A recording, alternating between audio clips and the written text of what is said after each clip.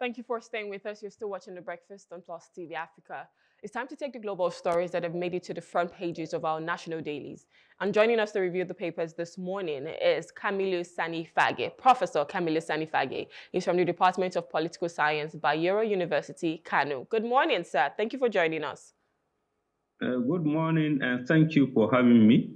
Thank you so much.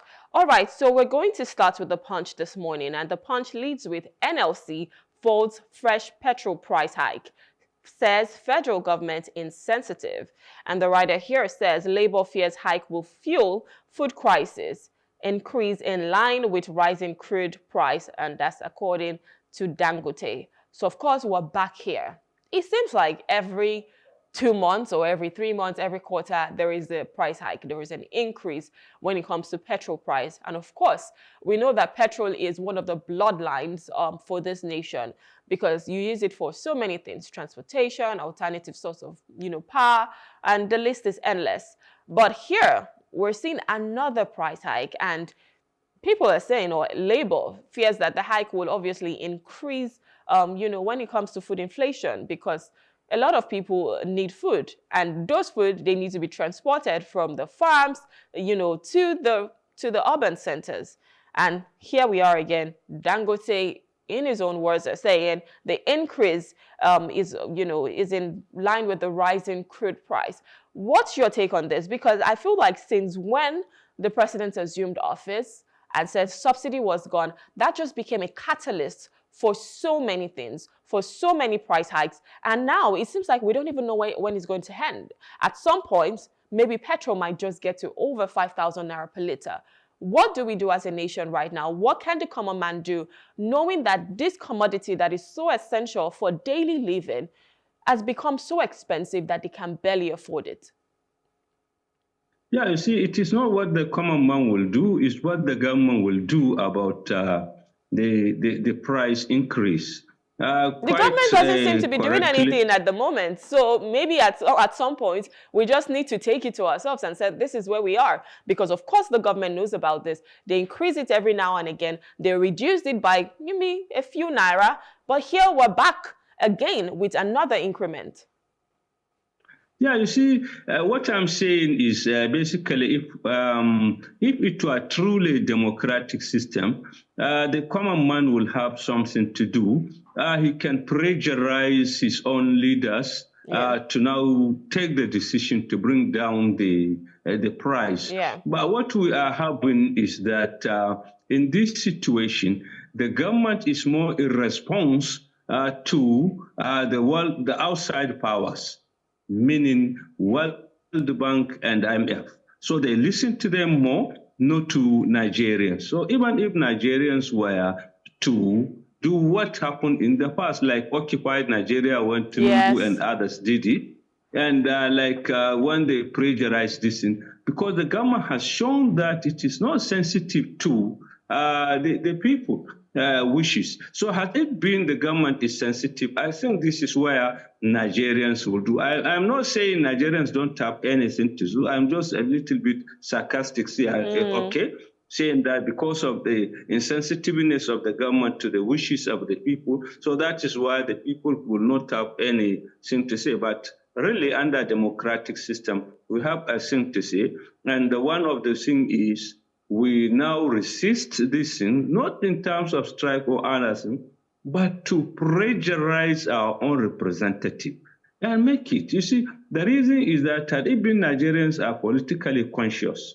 This is enough reason where we can have so much recall of our representative. And if they don't, we recall them back and put others in their place. And by doing that, we can succeed in bringing down the cost of this. But otherwise, like what the Labour said, actually, this is a sense of insensitiveness to the Nigerian people. Yeah.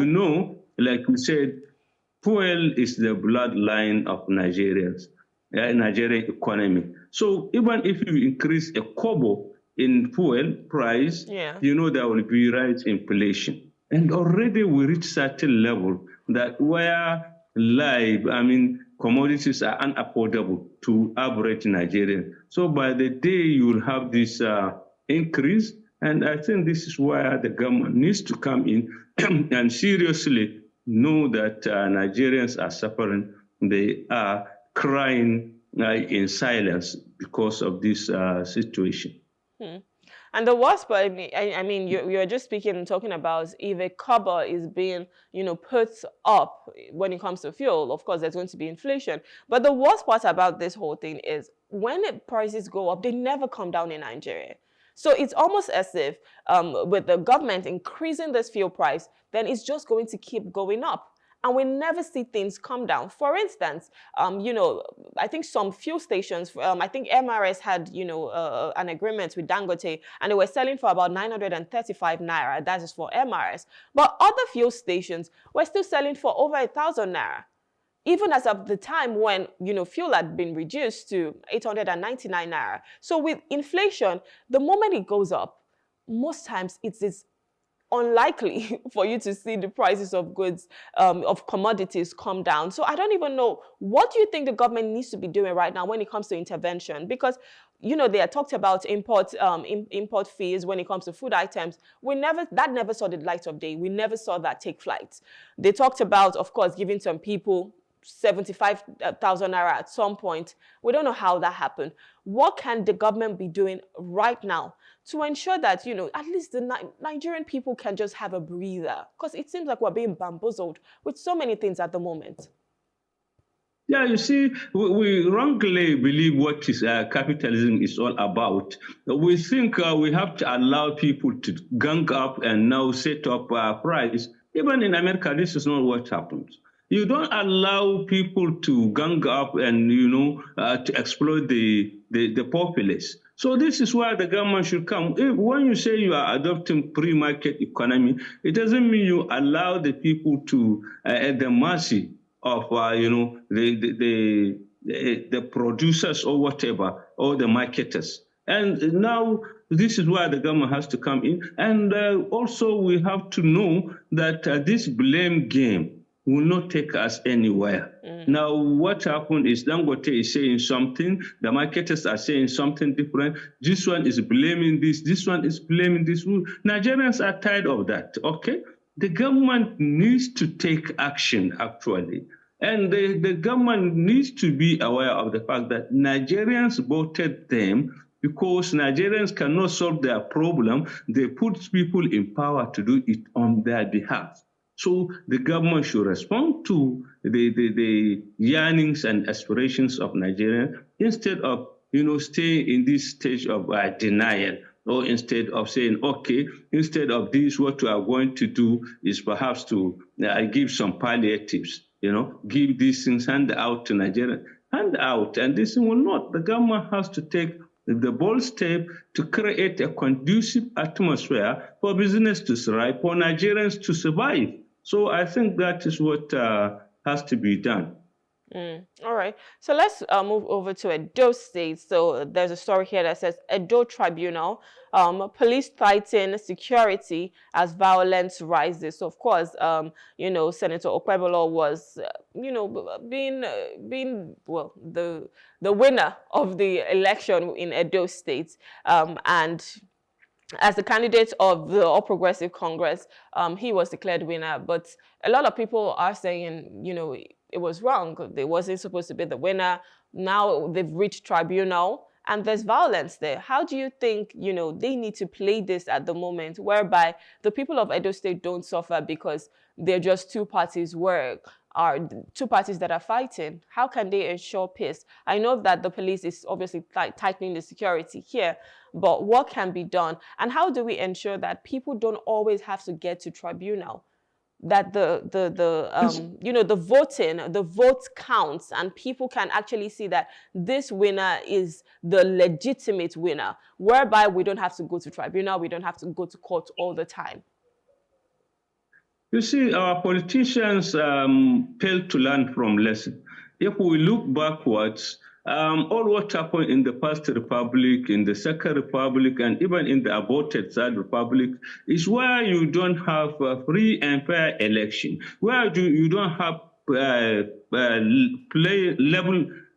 plain level ground You allow everybody, and why you don't allow the electorate to decide on what and who they want to lead them. Where you think you have to use incumbency factor always and get what you want to do, I think you are building crisis. You are building this. What is happening in Edo now is not different from what happened if you go back to the old Western region when you have this situation. It is not different from what you have in the old Ondo and Oyo in the Second Republic. So when you said you must win election at all costs, and this is what happens. And the reality is that if you have free and fair election and you allow people to determine, you are now stabilizing the democracy, you are promoting peace and harmony in the state. Otherwise, anything short of this, it is just borrowing time for the system. Because even if you bring all the police in Nigeria and you suppress the system, I mean, you suppress the people who are wishes who are, against the election, you are just sweeping the dirt under the carpet. So the only remedy and this recipe for peace is to have free and fair elections. Yeah, that's the key word. And I think that's where INEC comes to play, ensuring that the elections are free and fair. And if we look over to the nation, there's a story here that says, INEC, why upload of 2023 presidential poll result failed? So, of course, INEC has a huge role to play. It says glitch due to system error. How do you think INEC needs to ensure that, free and fair election is what we have in Nigeria? Because, of course, the onus is on them. They bear the brunt of it all. So if anything is going to happen whereby people keep, having to go to court at the end of the day, that's because of the decisions that they made. So what do you think INEC need to do, especially because 2027 is around the corner? What preparations do you think INEC should be making right now to ensure that we're not seeing what happened in 2023 all over again? Yeah, you see, besides preparation, the first thing that INEC has to do is to ensure that they are real that is, a real independent. Okay, if they see themselves as part of, the power that be, or that they are tools of the power that be, so no matter the amount of preparation, the elections will be, it will not be free and fair. That is one thing. And secondly, INEC has been given the ample opportunity to prepare. You see, all over the world, what you have is that since the election cycle is 4 years, by the time you finish this year's election, you will be preparing for the next one. You don't allow things until the last minute. That is when you prepare. You get things ready, and so that by the time the election comes, you are already fully ready to go on. Otherwise, if we do it the way we are doing it, only trying to say budget here, we get a lot of money and nothing is being done, I think this is what is going to happen. So my take is that NLC has to be independent of any government of the day, because that is what its name suggests. And secondly, it has to prepare in time. All the things that happen, the previous elections that you have should be a learning lesson, okay? Where you have problems here and there, you take care of it. But otherwise, you cannot repeat the same mistake over and over. Look at what happened with the last election. I think about 94% or 90-something percent of the elections ended up in court. Yeah. And that is not election. That is not election, where you have every election being, decided at the court. I think that is not election. What you need is to make it easier. Look at what happened in Ghana. Before even the process finished, people knew how it is going to be, the outcome will be, and the winner and the loser, accept the verdict. So we have to have these things. It is not that we are short of laws. It's not that we are short of this is because we are not willing to make it work. That's simple. So INEC has to have developed the political will to make things work, and the government should have to, the politicians should have the political will to accept the verdict of Nigerians, irrespective of this. After all, election should not be do and die affair. Yeah. Thank you so much for that. I hope that INEC is listening and they take this into advisement. All right. On the nation, it leads with Algon, 774 councils to open dedicated accounts with CBN. The writer here says NFIU to monitor spending, fraudulent chairmen, other officials for prosecution by EFCC and ICPC. I don't know how that's going to work because, I mean, we've seen fraud in so many ministries. We've seen fraud in so many state governments, and I don't know if they've really been prosecuted. But yes, now we're looking at the financial autonomy of the local governments and 774 councils to open dedicated accounts with CBN. NFI is going to monitor the spending, but what do you expect from this? What kind of development are you expecting to see with these local government councils right now? You see, I don't want to be pessimistic, but given the current situation, I think we are not likely going to see the magic overnight, what we expect to happen. One, you see, up to now, the federal government is yet to give the go-ahead for them to go and open. They will keep on dragging their feet to open the account. That is one thing. And this NFI that you are talking about, we know what corruption is all about in Nigeria. And the fact is that over 70% of the local governments are in rural areas. In Nigeria, local governments are in rural areas where, there is what is known as, there is lack of governance there, okay? And this is where all sorts of corruption will take place. So the EFCC and whatever you put will not have the resources to monitor this one. And thirdly, which is most importantly, is the fact that look at how the elections were conducted. They were just, nominal elections in local government all over the country. The governors did what they want to do, and they make sure that they put their own stooges in the place.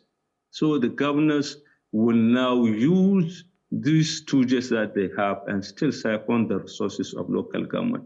So unless we take a holistic look at local government autonomy, we are just not going to see what we expect it to be.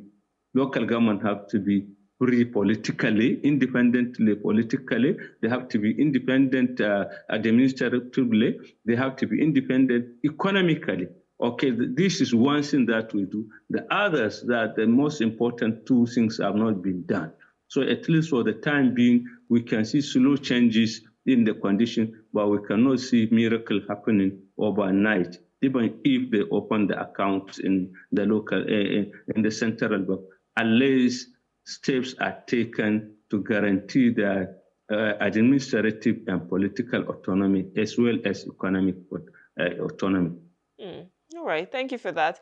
Let's move over to the business NG. The business NG leads with the GDP rebasing may ease inflation. Forex volatility lingers, and that's according to analysts. What's your take on this? Because one thing that we've really spoken about this morning was the increment in the fuel price. And of course, that's going to increase inflation as per usual. But now they're saying GDP rebasing might just ease it. What do you think about this? Is this where we should be looking at? And what can we expect? No, you see, I think this is a wrong thing. Because you just rebase the economy, it doesn't mean you have, empowered people. It doesn't mean you have actually pumped the economy, okay? Reject the economy. You are just, it's a way of self-deception. Okay, that we are saying we want to rebase it. Remember the time when the former finance minister, Ikonji Iweala, did that one? It didn't show anything. You are just changing. All you want to do is perhaps to deceive yourself and say that, okay, today Nigeria is the fifth largest economy in Africa. So by the time we rebase it, we will now become the first one. And that doesn't mean anything unless you now create a conducive environment for the economy to work. By just rebasing, you are not just painting this in on the dot, so it will not be there. And secondly, look at what happened last week. This issue of rebasing, generated of a lot of heated debate last week, because what they are trying to do is to incorporate even informal sector as part of the GDP. And what informal sector means that you now are going to increase things like smuggling, okay, like human trafficking, like prostitution, like other things. You now count them and say, now because some European countries are doing it, so we are going to do it and count it as part of GDP and include it so that we can get tax from that. I think rebasing, if we do it that way, we are going to open a can of worms, because for sure, many sectors, religious and other, will now attack the government. And they will, put, let's say, events that many people consider illegal, and they put it back and say they are rebasing the economy. So I think we have to be careful. This rebasing will not do anything to us except for to open can of worms, like I said. All right, so still speaking on the economy, the World Bank has said that, World Bank projects Nigerian economy to grow 3.5% in 2025. So one thing that we keep talking about is how the economy is in shambles, and it's really difficult for a lot of Nigerians. But World Bank, who is also known to always give us so many reports and loans and stuff, are saying or projecting that the economy will grow by 3.5%. It might seem minute, but of course, if it really happens, 3.5% is a step in the right direction. What do you think? How do you see 2025 to be? Do you think the World Bank is correct, or it's just a mirage? Yeah, it's a mirage. What they are saying is, they are creating a kind of two Nigeria. Okay, that the Nigerians for them, which will show that there is economic growth, and the Nigeria for Nigerians. The yardstick could have been from the perspective of real, true, average Nigerian. So it doesn't matter to the average person if he cannot be able to eat, he cannot be able to go to hospital and get medication, he cannot be able to send his children to school, and living standard is deteriorating, and you now come and start talking of the GDP or this growth and that. So what we Nigerians want is to see improvement in their living condition, not this statistical thing. There is one program that we used to have, when we are teaching administration, we call it How to Lie with Statistics. Okay, you can bring out that the GDP is growing and so on, but actually the living condition of people is deteriorating. So I think this is a mirage. It's part of the gimmick that they just want to hear that. And so they will say the GDP will grow at that. And part of it is now through their prompting, we are going to, rebase the economy. Of course, when you rebase, when you count this in, the GDP will grow because you have changed the base. And now where you are, it's just like somebody, when we tried it in the university, we say pass mark is 40. Now we change it to 45. So by the time you change it to 45, it doesn't mean the students are better, okay, in terms of knowledge and understanding. You are just, increasing incompetence up. So it's the same thing with the economy. When you rebase, you are not changing the economy, but you are just deceiving yourself and saying now you are now stronger than where you are. Look at what is going to happen today. If the base is, let's say, 100 naira, assuming, and if we rebase it today, tomorrow we can raise it to, let's say, the GDP or the per capita income. If today it is 100, for example, and we raise it, tomorrow, we can say it is 150. This doesn't mean the average Nigerian per capita has changed. We are just changing it on paper, and this is what is going to happen. IMF keep on telling us In fact, that is why if you now go back to what Punch said today about this insensitivity, what the labor said is that they want the government that they should not be blindly following IMF and World Bank. That was part of the story. And this is what we are seeing. By the time IMF come out with this and say we are going to have progress, it is going to increase by 3-point-something%, we'll start beating our chest that we have done something. While actually, in reality, there is no change. There is only retrogression instead of progress. Mm.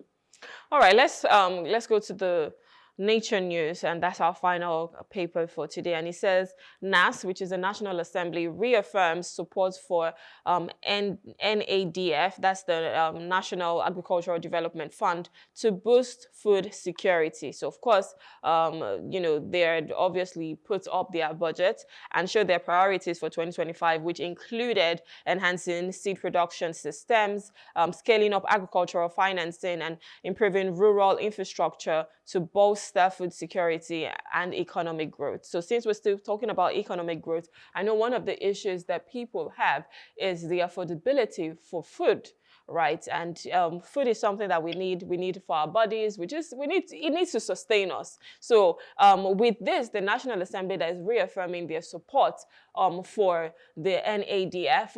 What's your take? How do you think we need to scale up agriculture? Because of course, agriculture is even something that sustained us in times past. When the oil boom came, we kind of just moved our focus to oil. But knowing how important food is, food security, and to sustain that economic growth, how do you think we need to scale up when it comes to the agricultural sector in Nigeria? You see, what they are saying is a good thing, but where we have problem is in terms of implementation. All these things that we said, they are good, they are perfect, you cannot fault them, that we are going to support this, we are going to give this thing, we are going to approve this amount of money to it. But the reality is implementation. Unless we decide to implement these programs, they will remain a tiger paper. They will not yield any positive result. So that is one thing that we have to do. And the other thing that we have to do is now, we should not always be looking at the national level. We have 36 states. Each state, if you look at it, it has certain comparative advantage in terms of agriculture and certain sector.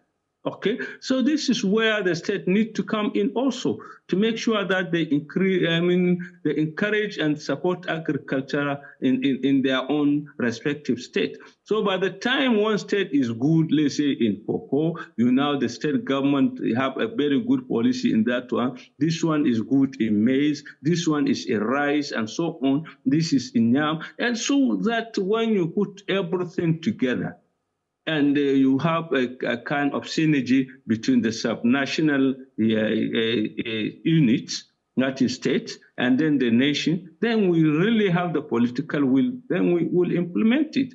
We'll be out of it. We have to be conscious of the fact that a nation that cannot feed itself is terribly insecure. All right, that's it for our paper review this morning. I want to say thank you so much, Professor, for coming. It's always a pleasure reviewing the papers with you. Thank you for your time.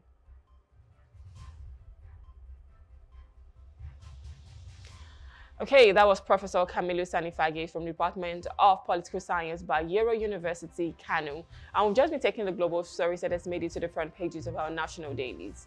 We'll go on a short break now. When we return, we'll be discussing how over 100 people have been found dead in Niger State tanker explosion. Please stay with us.